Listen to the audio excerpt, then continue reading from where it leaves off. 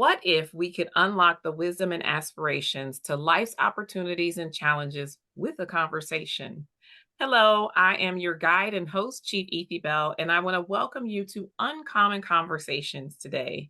We're celebrating and doing this in honor of Black History Month, and we are talking with Black thought leaders from across the globe.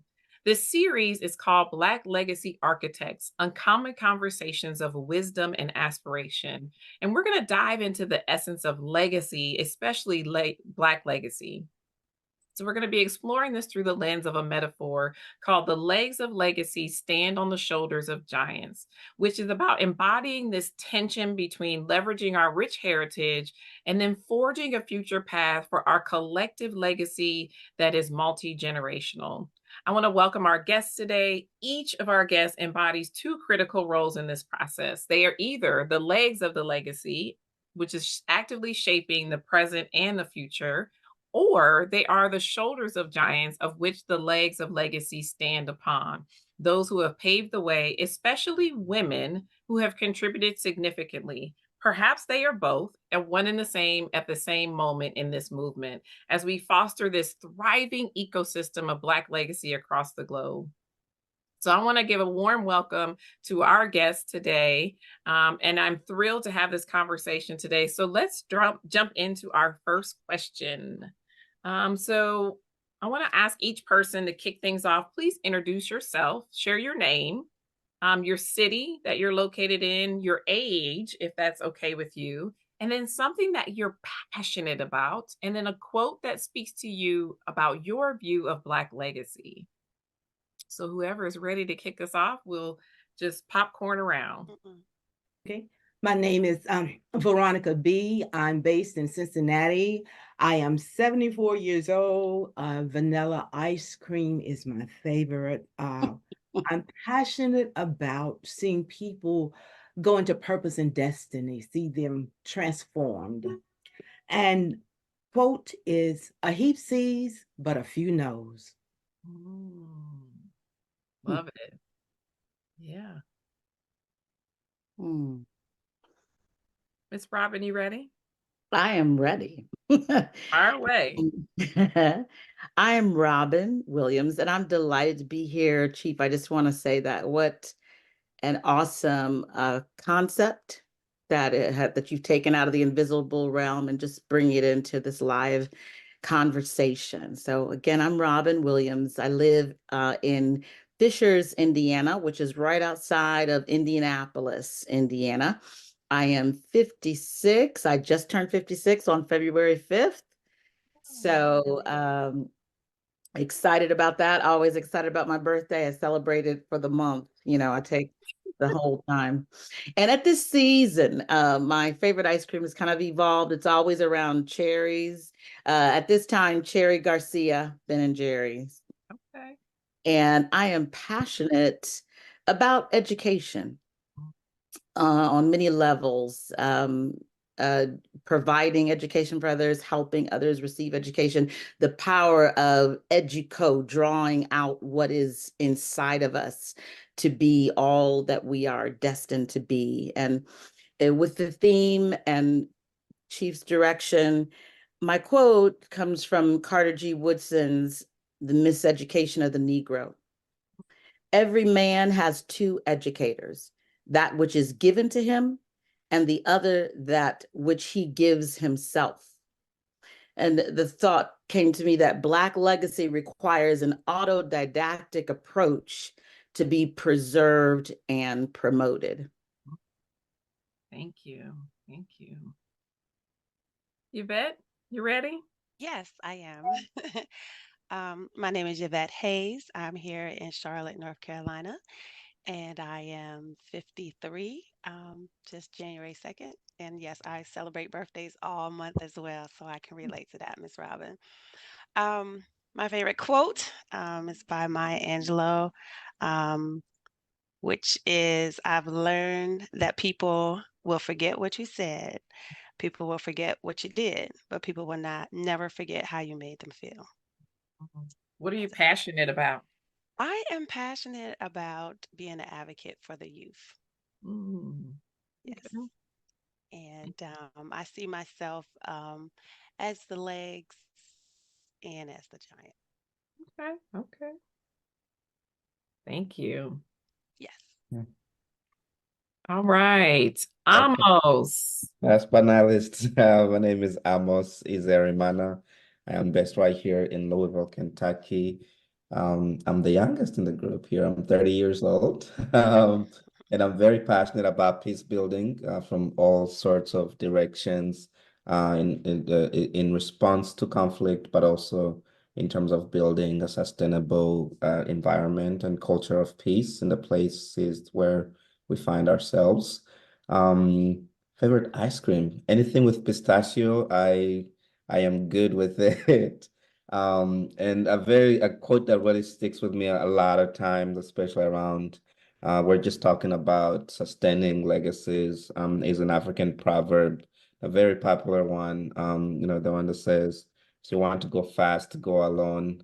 If you want to go far, go together. And I really see the value and strength in holding our hands together towards just a more sustainable world. Yeah. And Amos, would you mind sharing where is home originally for you? Absolutely. Originally, I was born in Burundi, Central East Africa. Thank you. Thank you. All right. So we're having a global conversation today. I am so excited. Thank you for those insightful and cheerful uh, excuse me, introductions. It's clear that we have a wealth of experiences and perspectives here today. So let's pivot to our first major question where we're going to explore the personal and communal aspects of legacy. So, as a young adult, really, I wasn't a young adult, but as a young child, I can remember my grandmother's stories that highlighted the sacrifices that they made for future generations. In particular, my mother's mother, which my maternal grandmother, would tell me about how she wanted to be a nurse and she decided to choose the pathway of motherhood instead of that pathway of being a nurse, so that her children would have opportunities to pursue what they were passionate about. And so in recent years, I kind of mused over this gift of sacrifice, right? And so I was able to bring forth this metaphor about the legs of legacy, standing on the shoulders of giants, which is what she was embodying in that sacrifice. And so, as we reflect on this, do you see yourself as the legs of legacy or as a giant who someone is standing on your shoulders, and why? And maybe it's both. So, we'll start backwards. Amos, would you like to go first for us?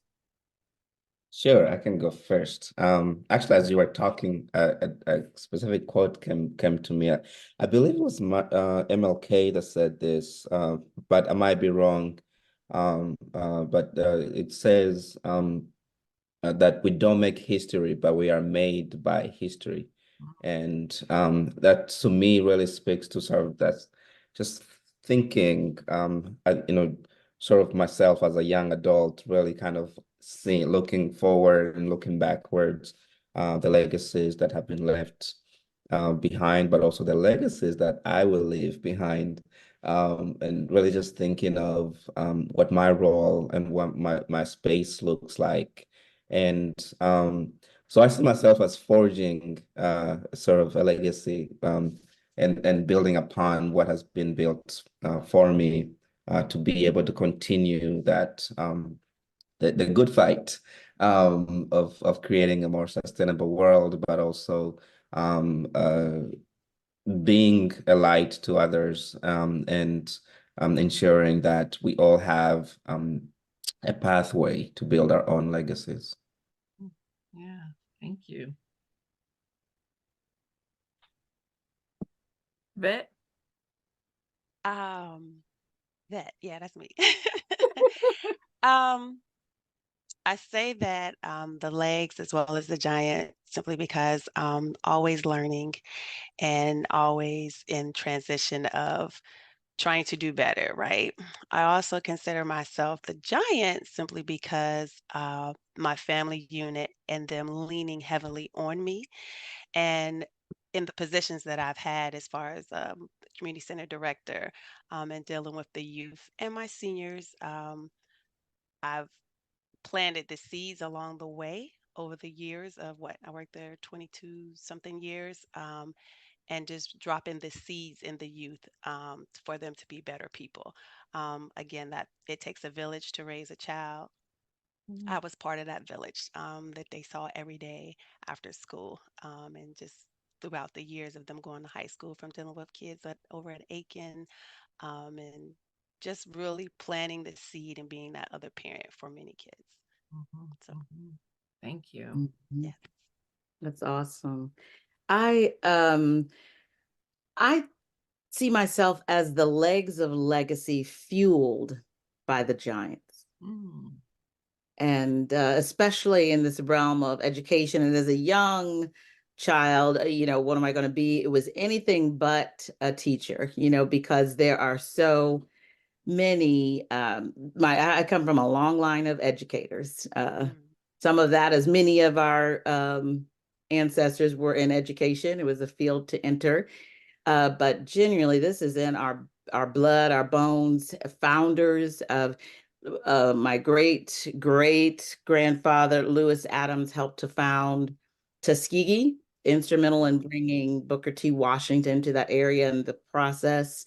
Lewis Adams. Then my great grandfather, Bird Crawford, in Arcadia, Louisiana, started a school. My mother taught at university for years. Both of my sisters are in education. And so I although I denied it for a while, that God calls families and calls bloodlines to assignments. And so feeling as I observe it in each season of my life, I don't look like Lewis Adams, but what am I to manifest? What is my mandate that is relevant in this season? And so I definitely feel the passion from my ancestry in going forth. And it's my lens also in the various domains where I dwell. I'm strong in ministry. It's an important part of my world. And I see it many times through the lens of an educator. So it's powerful, and it's tough to disconnect, Chief, to choose one side or the other. You could choose both. You can The choose legs of both. legacy fueled by the giants. Yeah. Miss B. And I see myself as the legs being impacted by the giants. Mm. And when I think about this, I think about the world that we live in now. I think about how things have changed so and continually changing. And I think about body parts. Mm. And when I think about body parts, the heart, the kidneys, the lungs, the spleen, gallbladder, whatever part you may be, everybody has a part to play. And when we think individually about our body part, if one part is out of order, then we have a problem. Mhm. If one part is not functioning according to the ability that it has been mandated by the Creator, we have a problem. So my passion is, as we go forward into this adventure of tomorrow, this adventure of what's going on now, is to have a hands-on. If one can just touch one and bring out the best and pull out what I see in that friend that does not think she's capable of doing this. When I see her as a world changer, she may see herself as a maybe a chicken, so to speak, but just hands-on, boosting her in whatever way I can, whatever function, because the pieces of the puzzle, when they come together, we get a clear picture that brings an answer for what the need is of this hour. Yeah. That's powerful. When I mean, you all giving me something to think about. Like that's the beauty of uncommon conversations. We get to chew the fat, so to speak, both now and in the future.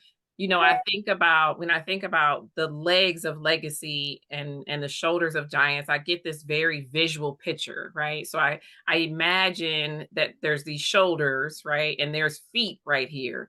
And they're very close to our faces, right? And so I imagine they're kicking up dirt, as they're doing this new thing, right? Or as they're reaching or scaffolding to this new thing. And when I think about the sacrifice of that giant, at times they may be looking up like, hey, you're kicking dirt in my face. Could you keep it down a little bit? Okay. Because you're doing something I wanted to do, but I don't get the chance to do it. And I am here to hold you up to do that thing. But I'd appreciate it, if you just look down a little bit every now and then and be like, oh, yeah, thank you. Or by the way, sorry about the dirt, kind of thing. And so when you think about yourself as an architect of Black legacy, right, this bridge builder, how would you define your role in shaping Black legacy and what's your contribution? Ooh, that's a good question. Hmm. Well, I would say, as a decorator, I Mm, love decorating and I love seeing things change. I don't like seeing things stay the same or in the same side of the room or what have you, but I love the expansion. And so I see myself as just looking at that individual or looking at myself and seeing what's needed or what would enhance, and taking the giftings, the abilities, how I am wired, and using that to maybe push them into the right corner, match them up in the right spot, or just help them to identify that God-given ability and talent that's on the inside of them that they can use to go forth and change the world. yeah. Are you a builder? I think a lot of people go to this builder concept, right? Like Right. I pour the foundation or I stand up a wall. And Miss B's piece about saying I'm the decorator, right? Like that really fast forwarded me to Yeah. this thing being done, and ready for a new evolution. Because I think my mind is always to that architectural side of Yeah. the bricks and stones and hammers and nails. For Yeah. my particular, like when I think about shaping Black legacy, for me, I'm a systems builder, right? So I like to build systems and set order, and that's my contribution to Black legacy.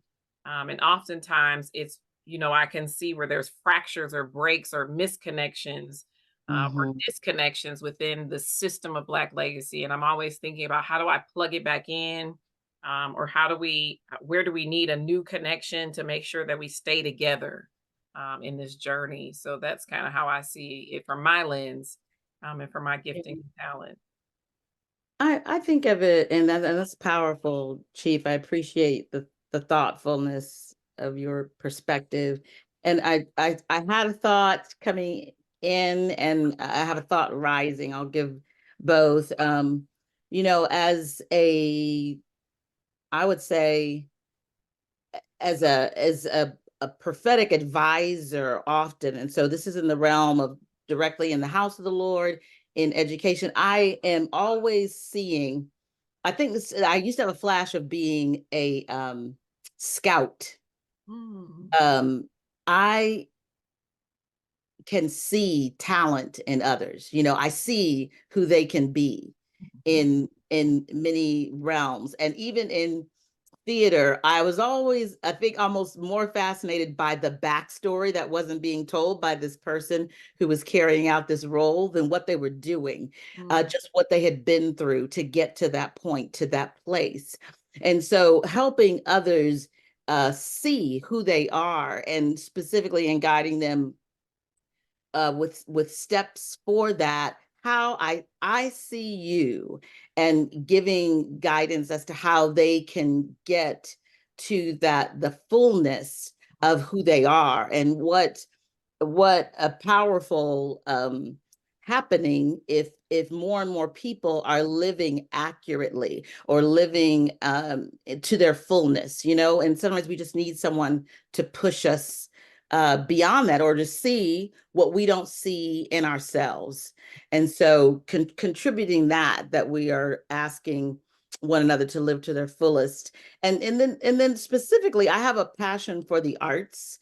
And mm, I thought, and it was instilled by my mother, who took us to plays and musicals and the art around the house, and specifically Black art. I remember my mother and grandmother carving out a wooden replica of Africa, staining it, just the composting, just the creativity that is now a big deal on HGTV, or it was so common, and Black people are so creative and resourceful. And so out of that and getting ready for this, Chief, I said, mercy, I've got to see where I need to be in life now. But there was a season where I created and received grant funding for the Children's Arts Discovery Workshop, which was an opportunity for students to be exposed to the fine arts, to explore the fine arts, and using what my mother instilled in me, and I wrote, to build and design opportunities for children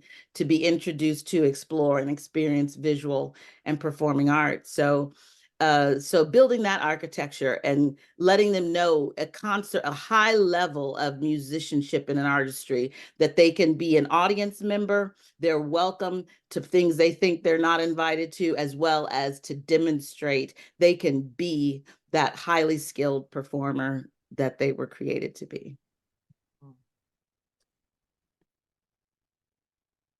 Amos, you want to jump in?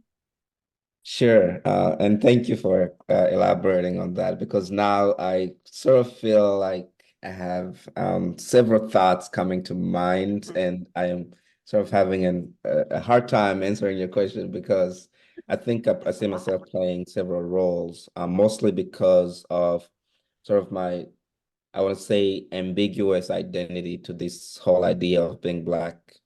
You know, I mentioned that I'm from Burundi, but I grew up in a refugee camp. Did not really have a chance to live in the country where I was born.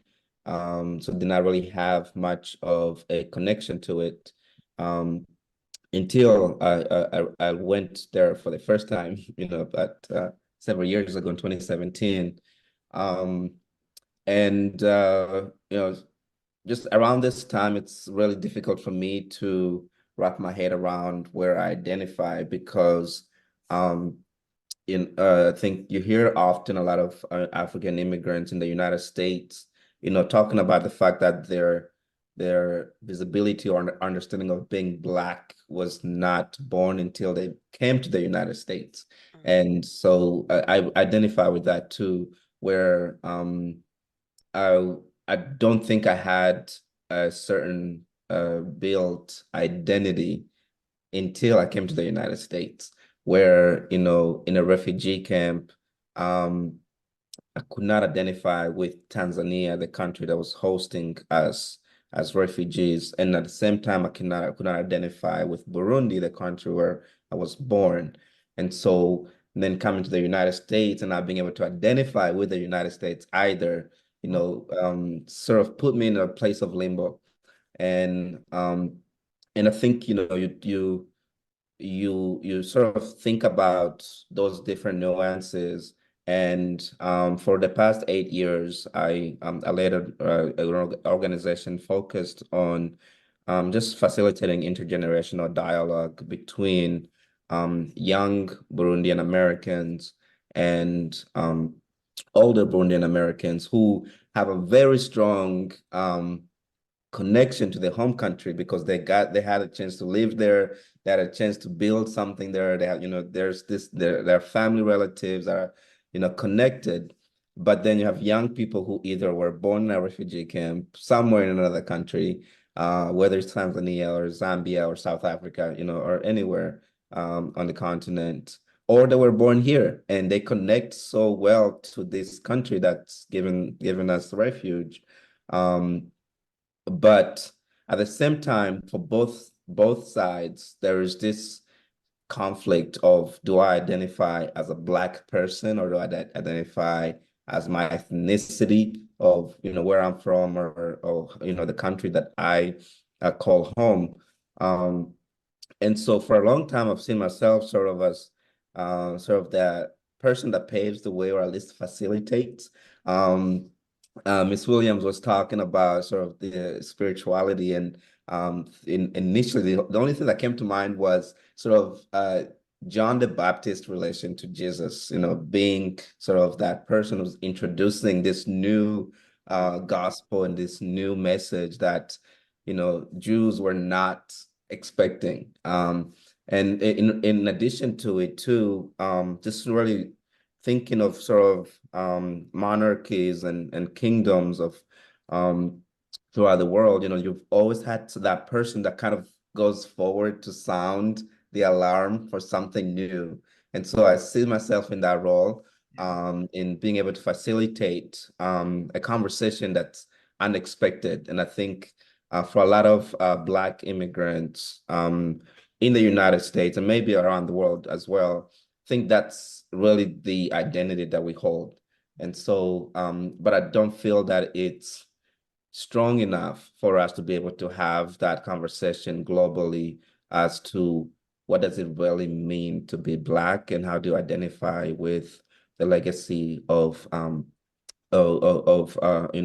Black Black giants and people that have come before us, whether it's in the United States or anywhere else in the world.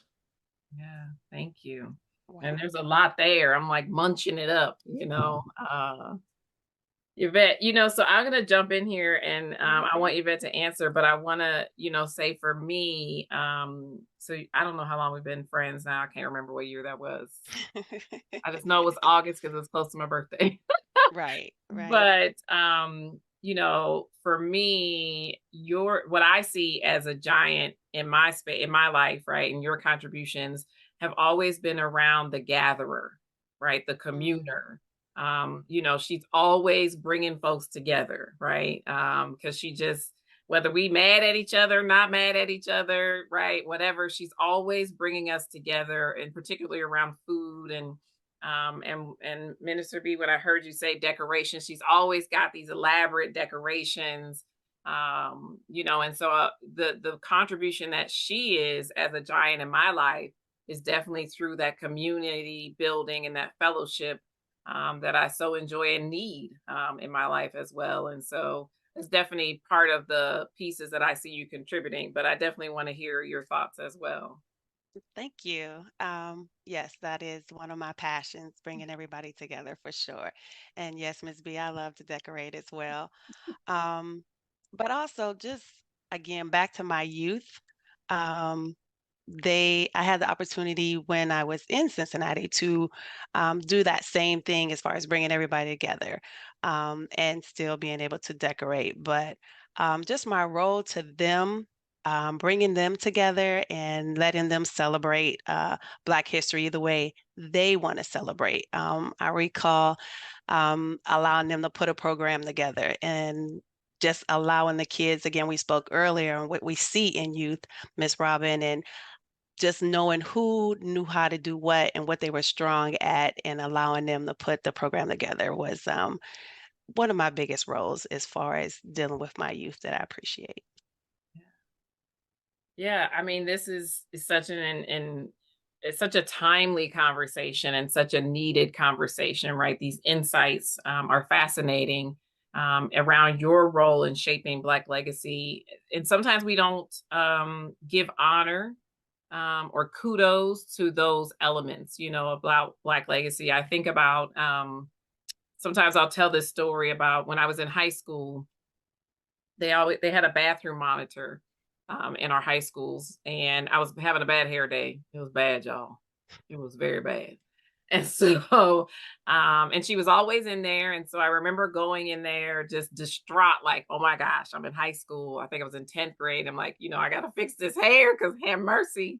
I have my reputation's on the line. And she saw me struggling and she said, she's like, and I didn't have a comb. Somehow I managed to leave my comb in the midst of all of this at the same time. And so she says, well, she said, if you got a plastic fork, you always got a comb, right? And she helped me with that plastic fork, get my hair together in the bathroom. And I never forgot that, right? To me, that is like one of the giant marbles in my legacy, right?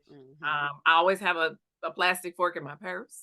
And I have one in the glove box of the car, and and I keep them extra for when they give them to you at the restaurant because it just symbolized this impact that became this legacy in my life. That sometimes we overcomplicate things, and the simplest things are often sometimes the most impactful, and we can miss in the barrage of award ceremonies and recognition that we see sometimes the same people getting.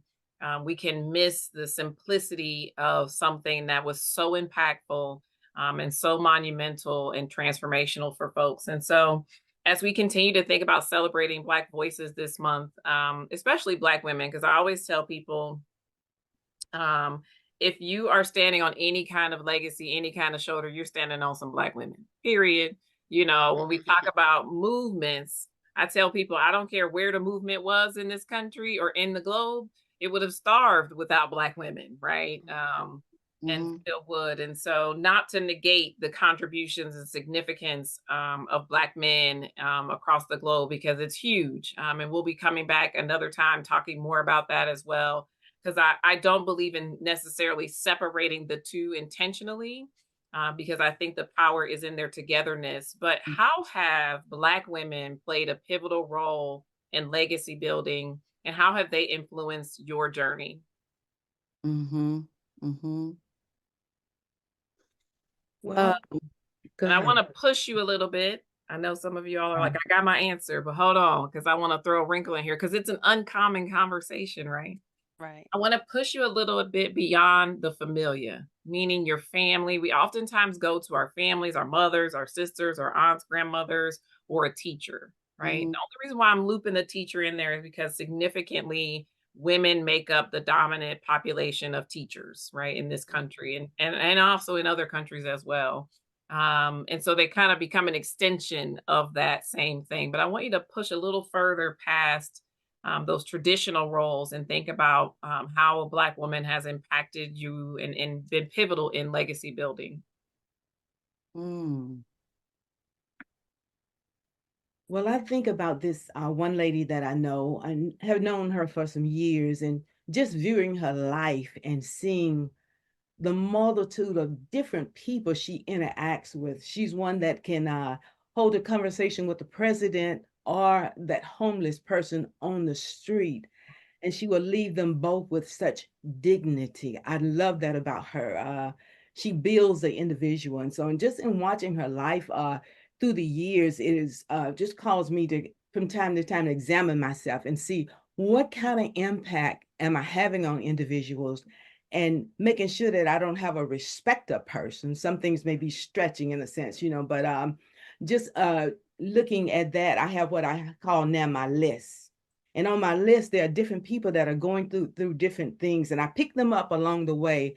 My sister used to tell me, and her husband, they would laugh and they say she always finds strays, and she brings them home. And they laugh to this day. They started back when I was in high school, and I would bring them home, and just they be hurting in some ways, and Mhm. it's like a bird, and you get them flying again, and then you see them fly off, they're well, if they come back and knock on the door, we tend to Mm. them until they fly off again. That's the beauty, but Mhm.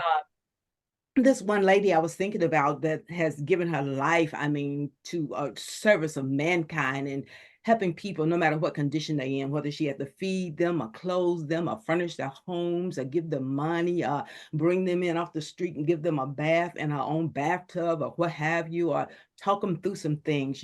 And so that has aided me with my list. And so now I have like two college girls. They are in college now, but I call and I be sure to check in with them and try to do it about once a week and give them some encouragement, and tell them don't forget to read the Bible and stay close to God and pray. I have another individual, and she lost her son last year, and so she's still walking through. So you have to walk softly and walk carefully and not rush, but just gleaming all these things from this giant I was telling you about, and how she interacted with people. And then there are many that I send a text or call or what have you. They've lost their husband. So just many, many individuals that are on my list, just calling and checking in, some feeling lonely, some feeling different, but taking that whatever's within me, that decorating piece, and putting it out there, and it seems to help them. They seem to really appreciate it. So Mm, all right. yeah, thank you. Mhm. Whenever you're ready. I'll go. Um, I will just have to say my circle of friends, my circle of female friends, being the only child, um, finding friends was never hard, but I always had a trust issue because I kept my heart close, right? So my circle of friends, Chief Bell included, and about five more other ladies, um, are the ones that I lean on when I need whatever I know I can get from them. My core group is the group of women that I stand on. And they're always there for me, no matter what, good, bad, or indifferent. I know I can lean on them, stand on their shoulders, jump on their head, and they're there for me. And I appreciate that in all of them. They're they're they're my rock, whether they know it or not. And I do my best to tell them how much I appreciate them, but um, yeah, I lean on them heavily, my core group. Thank So, you. mhm. Mm. Miss Robin, you ready? Yeah, I'm ready. And did you ban us from talking about a teacher? Is that what you said, Chief? Yeah. And I said Okay. that proudly with an educator in the room You being said that proudly. Okay, I might try to weave it in slightly. I'm going to go when I thought about this, just the influence of my spiritual mentor, Bishop Andrea Williams. So, the concept of how have I honored the legacies of those from whom I've learned, I feel as though by sharing about them, demonstrating and emulating lessons and practices that I've observed, of lessons learned and observations. And Bishop Andrea Williams has been key in me learning to live for God, not just be a minister, but to be a lover of God. And there's a phrase and an approach she always leads out in, which is don't study for a sermon, study to know God. Mhm. So it is not being performance based, it's being relationship based, which is life saving, because one must, no matter if minister is your profession, you must have a relationship with God. And it's so powerful to watch her live that out, that it's not about having, you know, uh, 52 sermons, but it's about 52 encounters with God, 52 weeks, powerful encounters that guide us. And there's a similar between my voice teacher and Bishop Andrea Williams. My voice teacher would say, Robin, always sing for the person in the audience who knows good music. Meaning, don't try to please everyone, but you sing so that raises your level, your quality. Always rise to that. And the coupling thought that Bishop Andrea says is you preach to one just as you would to 100, that we never minimize because of the audience. And so these truths and lessons ring true. And I work to honor them by emulating them, sharing them, passing them on to others, and demonstrating them throughout life. Yeah, thank you. That's powerful. Sharing them. That's great. Amos. Yeah, I think one woman that's really had a lot of influence, I would say mostly my work, first president of women president of Liberia, Ellen Johnson Sirleaf, and really more before she became president with the women political movement in Liberia. And from her and the group of women that led that movement, really learned this idea of, recognizing your agency as an individual, but also as a collective. And that's something that they rang true in that movement, in really sitting in, and sounding the alarm for the entire country, to recognize the rights of women and the equality of women to be able to lead and be in a leadership role. And really that to me shows the sort of the power that's within, and being able to show up as yourself, regardless of the barriers that are in place. Yeah, these are incredible stories and tributes to the powerful influence of Black women in our lives and legacies. And as we kind of navigate towards a deeper level of an uncommon conversation, right? And we think about these complexities of the evolving and ever evolving landscape of legacy building in the Black community. We're witnessing this creation of what I would like to call new platforms or new tables, right? Emerging within our community. And I want to kind of discuss, what is this dynamic shift? What are the implications of that in our collective attributes towards legacy building? So if we think about this bridge building between generations, all bridges show strain, right? They show a little give and take and move with time. But at a certain point of this bridge can begin to show such strain that it has the possibility to snap or to crack under the weight of that strain. And so, with the emergence of these new tables, right, by the sometimes the younger, but not always about age, right, the younger legs of legacy, how do you view the increasing diversity of these platforms? And what's the impact that that might be having on us as well, good, bad, or indifferent? So I'm gonna start with Amo since you're the youngest person in the room. I think both, I think the times are different. I personally, I like to recognize the privileges that I have, in being able to, to show up in the times that we are in, and also having had sort of the opportunity to experience, a different world, in a refugee camp for 12 years. That really takes me back, often, to think about what it was like, before we could, show up as an individual, before we could be considered a person. Um, and to me, really, that's a privilege to be able to say that. And so I recognize the voices that have, paved the way for us to be able to have a conversation like this and look back and honor others, but also really looking forward, because I think as much as the landscape is different, I think the dynamics are the same, in that, not as so far as the enemy, but the other voice is still the same. The message from the other side is still the same. And I think, the question that we must ask ourselves is, are we going to repeat history, or are we going to revolutionize the conversation?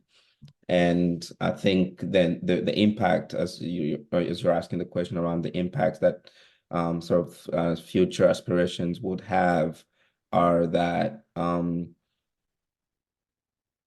the young generation will bring on something new. And I think if we learn anything from history, we are more likely to repeat it than we are to change it. And, to what extent that change will impact our world, and that's something we're yet to find out. But I'm also very hopeful in that, and again, just looking back to this conversation that we're having here, of being, held up by giants that have done the work, but also paving new ways. I'm hopeful of the changes that, these new conversations are likely to make.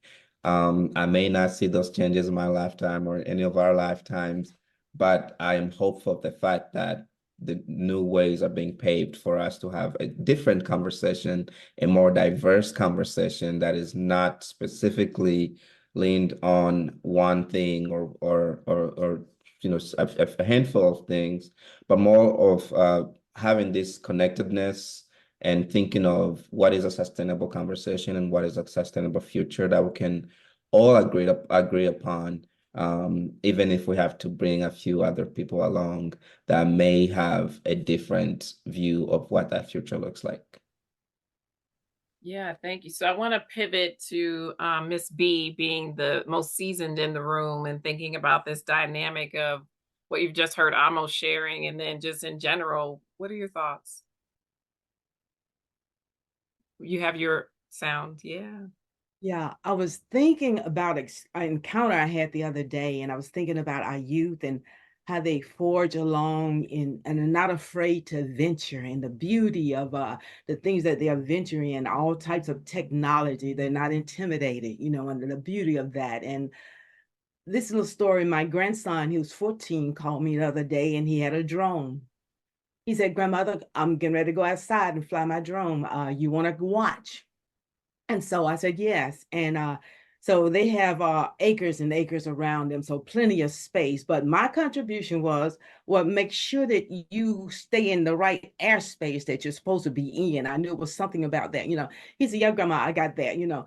So he took the drone and he had me to show me how to do my phone so I can see him fly it in the air. And so wherever the drone went, I was able to go with it. Well, he said, I think I'll go out further than I ever been before. I'm going out. And I knew what he was talking about. And I said, oh, wow. And I was thinking, what if the thing fall and he loses it?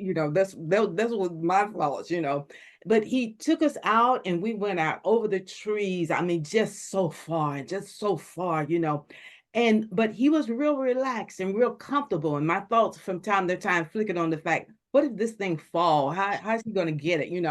And but no problem. So as he went out, I went with him, but it was like I went on an actual journey, and to see that your mind plays an important part in where we're going at this season, and so I just want to share that just to admire and come out of my comfort zone. Let's just say that, come out of my box and be willing to continue to explore deeper depths.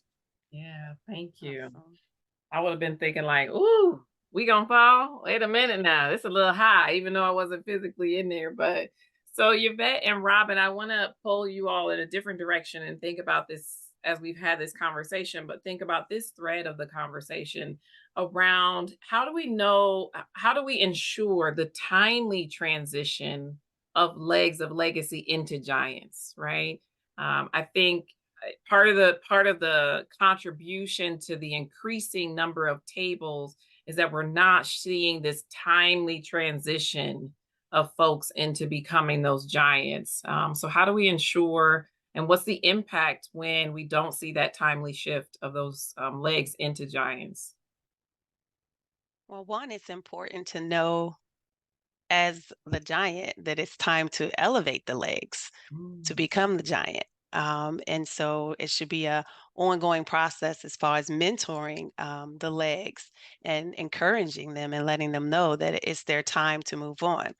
But sometimes we have giants who don't want to move, and it makes it harder, for the legs to get those positions or to take on that next role, whatever that may be. So it's just important that we always get out of our own way and not be selfish, mm, but to always want to pour into others and allow the tables, the younger generation to go ahead and make the next move. We're not always going to agree, but it's okay to disagree. Again, it's just important for us to get out of our own way. Mhm. Yes, and I beautifully said, Yvette, and just so impacted Sister Veronica about your thoughts and your interaction with your grandson, which I think is illustrative of what has to happen. mm. You kept your fears silent and you went with him. It just brings tears to my eyes. You kept saying I went with him. I went with him. And so, in thinking about, as we do get older, we are mentored and we are mentors. We're living in this duality. Mhm. Yeah. And, I think it is important for those who are making transitions, who have the capacity to become a giant, to prepare for the next generation's success, to even embrace technological advances. So often I work to intentionally do that. So I'm not afraid of them. I'm not afraid. I'm not going to speak my fear. I'm going to let my grandson guide me, because so many things are stifled by fear. So I think one of the most important things that we can do is to allow the spirit, the character of the giants that have come before us to influence and inform us, but not require duplication, but to be inspired by, and to one of the greatest things we can do is choose to move on, so that this technological moment we're in is so critical that if we want any amount of legacy, we must make the leap, or what we've done and created will become extinct if we are unable to attach it to technology and to figure out how to work with it for the younger generations. Yeah, it's agree. powerful. Oh, go ahead. Were you gonna say something else, Ben? No, I agree with Robin. I'm like, Yeah. yes.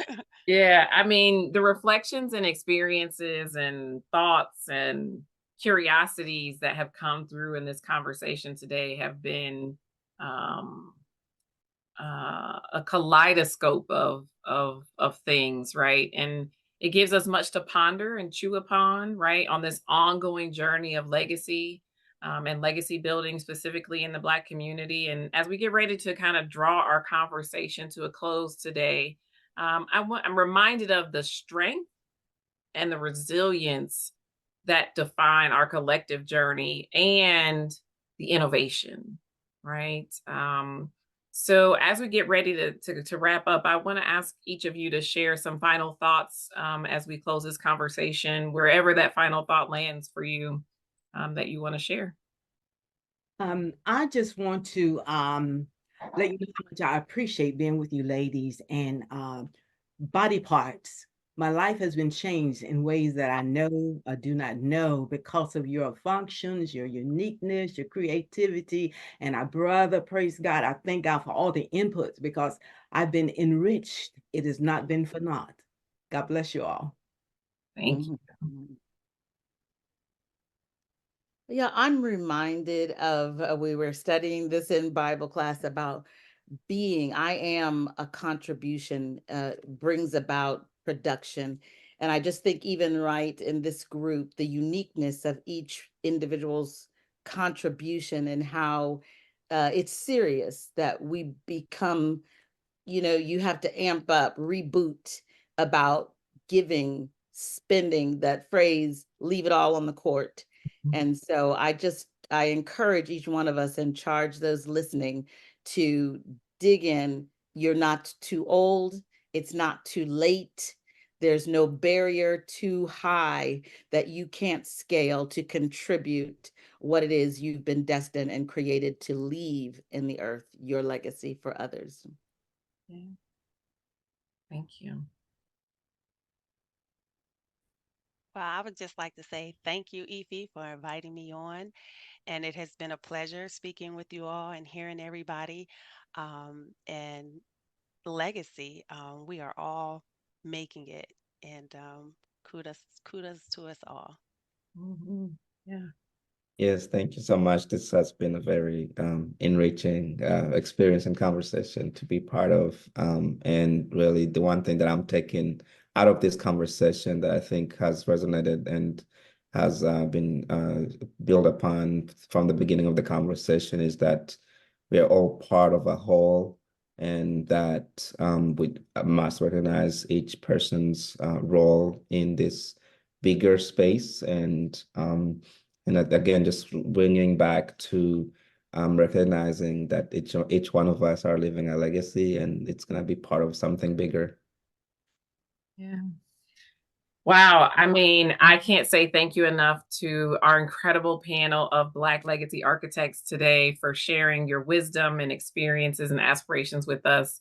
Your voices are not echoes, they are voices of construct and design that are instrumental in shaping the future and the present. And at some point will be the past, right, of Black legacy. And so to our audience, I want to say thank you for joining us for these uncommon conversations. We hope that you found it inspirational and insightful to you and resonated with you on your journey, because we all have the capacity to contribute to legacy building. And it's been my pleasure to be the guide of this discussion. So I want to invite you to stay inspired, stay connected, and keep building a legacy that future generations will proudly stand upon. Until next time, I want to leave you with this uncommon question. The future is calling. What must you say yes to now in order to say yes to that future? It's been a wonderful experience. Thank you for stopping by.